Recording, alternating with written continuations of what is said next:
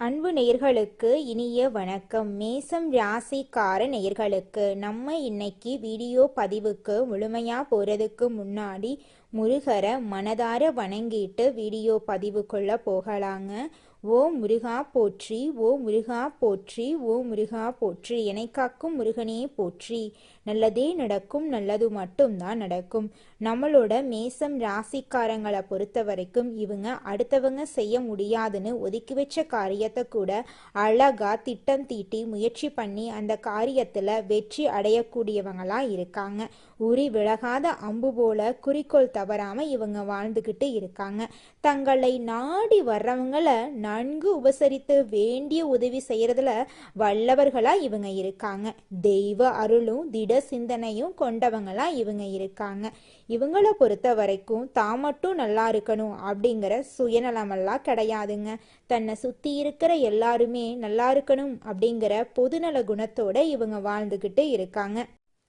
இவ்வளவு அருமையான நற்குணங்களை கொண்ட மேசம் ராசிக்கார அன்பர்களே, எல்லாரும் ஆரோக்கியமா இருக்கீங்களா? ஏங்கம்மா நீங்க வேற எங்களை பார்த்து இப்படி ஒரு கேள்வி கேட்குறீங்களே? எங்க வாழ்க்கையில இருக்கக்கூடிய பிரச்சனைகளை பார்த்தா நாங்க ஆரோக்கியமா இருக்கிற மாதிரியா தெரியுது? நாங்க இந்த உலகத்துல உயிரோட வாழ்றதே பெரிய அதிசயமா இருக்கு. நாங்க எப்படிமா ஆரோக்கியமா வாழ முடியும் அப்படின்னு உங்க மனசுல நினைக்கிறது புரியுதுங்க. மேசம் ராசிக்கார நேயர்களே, உங்க வாழ்க்கையில இருக்கக்கூடிய இந்த துன்பமான சூழ்நிலை எல்லாமே இனி வரக்கூடிய காலங்கள்ல காணல் நீரா மறைய போகுதுங்க. திருமணம் ஆகாதவங்களுக்கெல்லாம் திருமண தடை நீங்கி திருமணம் நடக்க போகுதுங்க. குழந்தை பாக்கியம் இல்லாதவர்களுக்கு குழந்தை பாக்கியம் கிடைக்க போகுதுங்க. பூர்வீக சொத்து ரீதியாக இருந்த அனைத்து பிரச்சனைகளுக்கும் தீர்வு கிடைக்க போகுது. உங்களுக்கு வர வேண்டிய பூர்வீக சொத்து உங்க கையில வந்து சேரப்போகுதுங்க. உங்க வாழ்க்கையில நல்லதெல்லாம் அடுக்கடுக்கா நடக்க போகுதுங்க. உங்களுடைய ஆசைகள் கனவுகள் எல்லாமே நிறைவேற போகுதுங்க. இந்த 2026ஆம் ஆண்டு மேசம் ராசிக்காரங்களுக்கு நல்ல அமோகமான பலன்களை தருங்க. கடந்த கால கசப்பான சம்பவங்களை நீக்க போகுது. வருமானம் பொருளாதாரம் கணிசமாக முன்னேற போகுது.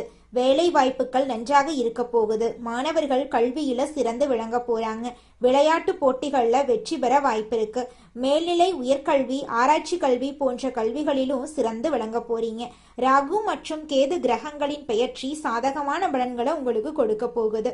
விடாமுயற்சியுடன் செயல்பட்டா வெற்றி நிச்சயமா உங்களுக்கு கிடைக்குங்க. குருவின் பார்வை கோடி நன்மைகளை உங்களுக்கு தருங்க. குடும்பத்துல சுப நிகழ்ச்சிகள் நடக்கும். திட்டமிட்ட காரியங்கள் வெற்றிகரமாக நடந்து முடியும்.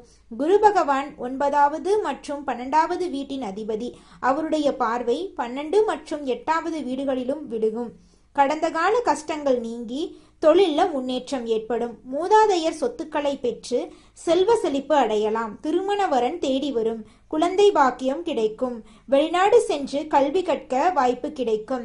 சனி பகவான் லாபஸ்தானத்தில் சஞ்சரிப்பதால் வருமானம் அதிகரிக்கும். மார்ச் 6வது முதல் விரயசனியாக 12ஆம் இடத்தில் சனி பகவான் சஞ்சாரம் செய்ய இருக்கிறார்.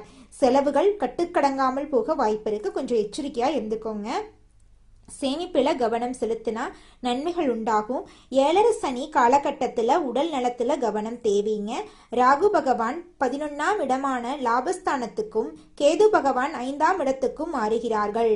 பொருளாதாரத்தில் வளர்ச்சி உண்டாகும். ஆன்மீக நாட்டம் அதிகரிக்கும். கேதுவின் வருகை செல்வத்தையும் செல்வாக்கையும் அள்ளி கொடுக்கும். காரியங்கள் வெற்றிகரமாக நடத்த முடியுங்க. குருவின் சுப பார்வை பலங்களால் குடும்பத்தில் சுப நிகழ்ச்சிகள் நடக்கும். ஒரு சிலருக்கு திருமணம் நடக்குங்க. ஒரு சிலருக்கு குழந்தை பாக்கியம் கிடைக்கும். கணவன் மனைவிக்கு இடையில் ஒற்றுமை அதிகரிக்கும். பிரிந்து சென்றவர்கள் திரும்பி வரலாம். வீடு மாற்றம் வீடை புதுப்பித்தல் போன்ற மங்களகரமான காரியங்கள் நடக்கும். அலுவலகத்தில் இருந்த கசப்புத்தன்மை நீங்கும். பதவி உயர்வு சம்பள உயர்வு கிடைக்க வாய்ப்பிருக்கு. அரசு துறையில் நல்ல பெயர் கிடைக்கும். வியாபாரத்தில் பணியாளர்களுடைய தொந்தரவுகள் நீங்க போகுது. இதுநாள் வரைக்கும் உங்களை வேண்டாம் என்று உதறி தள்ளிட்டு போன சொந்த பந்தங்கள் எல்லோருமே இனி வரக்கூடிய காலங்கள்ல உங்களை தேடி வரப்போறாங்க. தொழில இருந்த தடைகள் விலகி வருமானம் அதிகரிக்கும். புதிய முதலீட்டாளர்கள் வருவாங்க. பழைய ஆட்கள் திரும்பி வருவதற்கு வாய்ப்பிருக்கு. போட்டியாளர்களின் பலம் குறையும். வெளியூர்களில் வியாபாரத்தை விரிவுபடுத்தலாம். குருவின் பார்வையால் தொழிலில் கூடுதல் லாபம் கிடைக்கும். பணப்புழக்கம் சீராக இருக்கும். பொன் பொருள் ஆடை ஆபரண சேர்க்கைகள் கிடைக்கும். கொடுக்கல் வாங்கல் விஷயங்கள்ல கவனமா இருக்க வேண்டுங்க. உடல் நலனில் கவனம் தேவை. உணவு பழக்க வழக்கங்கள்ல கவனமா இருக்கணும். கால் தொடர்பான பிரச்சனைகள் வரலாம். செவ்வாய் பலவீனமாக இருக்கிறதுனால உடல்நல பாதிப்புகள் அல்லது விபத்துக்கள் ஏற்பட வாய்ப்பு இருக்கு. துர்கை அம்மனுக்கு விளக்கேற்றி வழிபடுவது ஆரோக்கியத்தில் முன்னேற்றத்தை அளிக்கும்.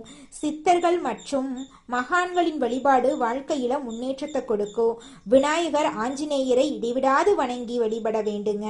சனிக்கிழமை தோறும் எண்ணெய் தேய்த்து குளிச்சா சனி சன்னதிக்கு சென்று மஞ்சள் சாட்சி வணங்கி வழிபடலாங்க. முருகனை வழிபடுவது சிறந்த பலன்களை உங்க வாழ்க்கையில தரும். பழனி பாலதண்டாயுதபாணி சுவாமி திருக்கோயிலுக்கு சென்று வந்தீங்கன்னா உங்க வாழ்க்கையில இருக்கக்கூடிய அனைத்து பிரச்சனைகளும் காணாம போயிருங்க. உங்களுடைய எண்ணம் போல உங்க வாழ்க்கையில நல்லது மட்டும் தாங்க நடக்கும். மேசம் ராசிக்கு 70-80% முன்னேற்றம் நிறைந்த ஆண்டாக இந்த ஆண்டு அமைய போகுதுங்க.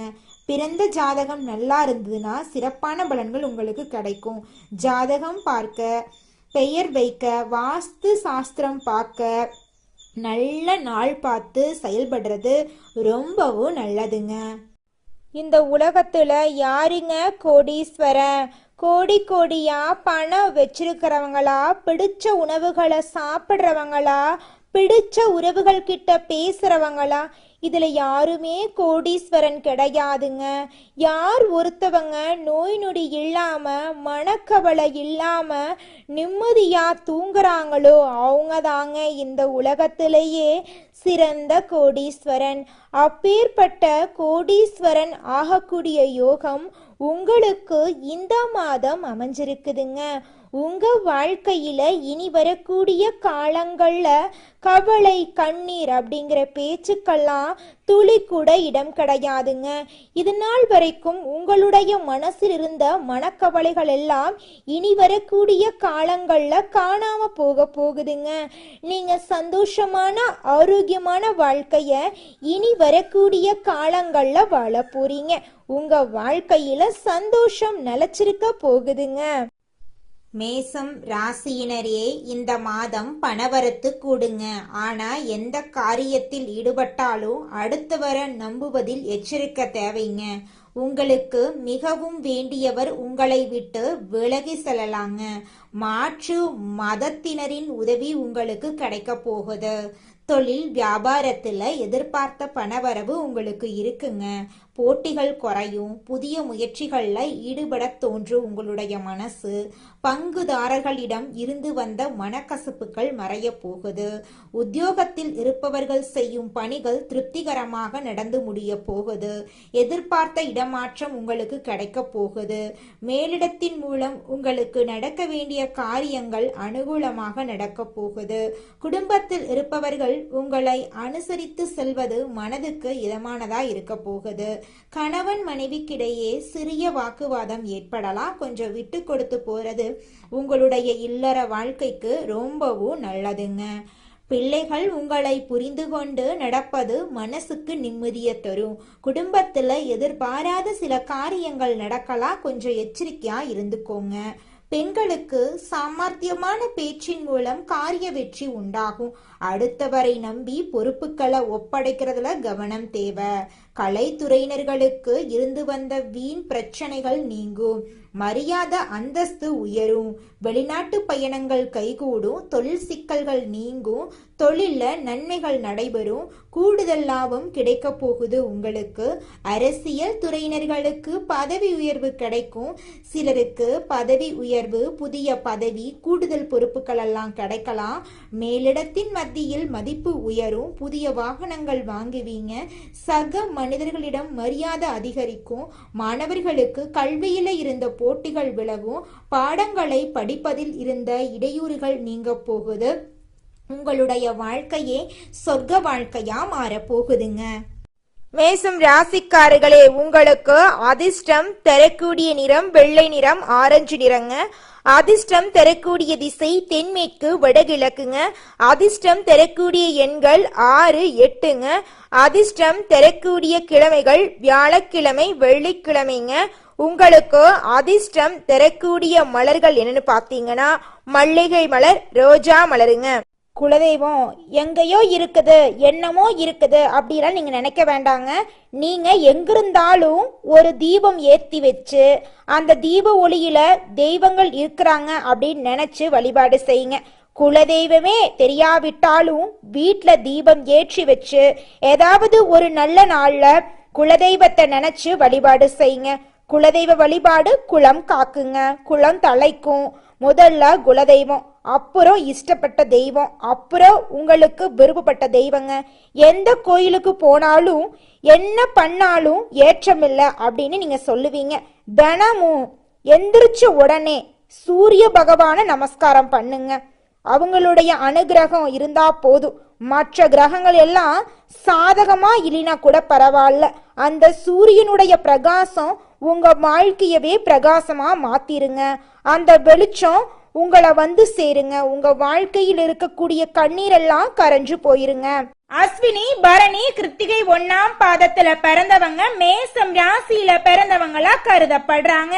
இவங்க கொஞ்சம் பிடிவாத குணம் கொண்டவங்களா இருக்காங்க. மேசம் ராசிக்கு நட்பு ராசியா இருக்கக்கூடியவங்க யாருன்னு பாத்தீங்கன்னா கும்பம், சிம்மம், தனுசு, மிதுனம், இவங்க எல்லாரும் நட்பு ராசியா இருக்காங்க. இவங்கள பொறுத்த வரைக்கும் வாழ்க்கையில ஒரு குறிக்கோளை பிக்ஸ் பண்ணிருவாங்க. அந்த குறிக்கோளை அடையிறதுக்காக இரவு பகல் உறங்காம உழைச்சுக்கிட்டே இருப்பாங்க. இவங்கள பொறுத்த வரைக்கும் நட்புக்கு முக்கியத்துவம் தருவாங்க. நண்பனுக்காக உயிரை கொடுக்க கூட தயங்க மாட்டாங்க. தன்னுடைய குடும்பத்துக்காக ஒட்டுமொத்த வாழ்க்கையும் அர்ப்பணம் செய்யக்கூடியவங்களா இவங்க இருக்காங்க. தைரியமான குணம் இவங்க கிட்ட இருக்குதுங்க. அடுத்தவங்க செய்ய முடியாதுன்னு நினைச்ச விஷயத்தையெல்லாம் கூட இவங்களுடைய தைரியத்தால அந்த காரியத்துல முயற்சி பண்ணி அந்த காரியத்துல வெற்றி அடையக்கூடியவங்களா இவங்க இருக்காங்க. நல்லதே நடக்கும், நல்லது மட்டும்தான் நடக்கும். நன்றி, வணக்கம்.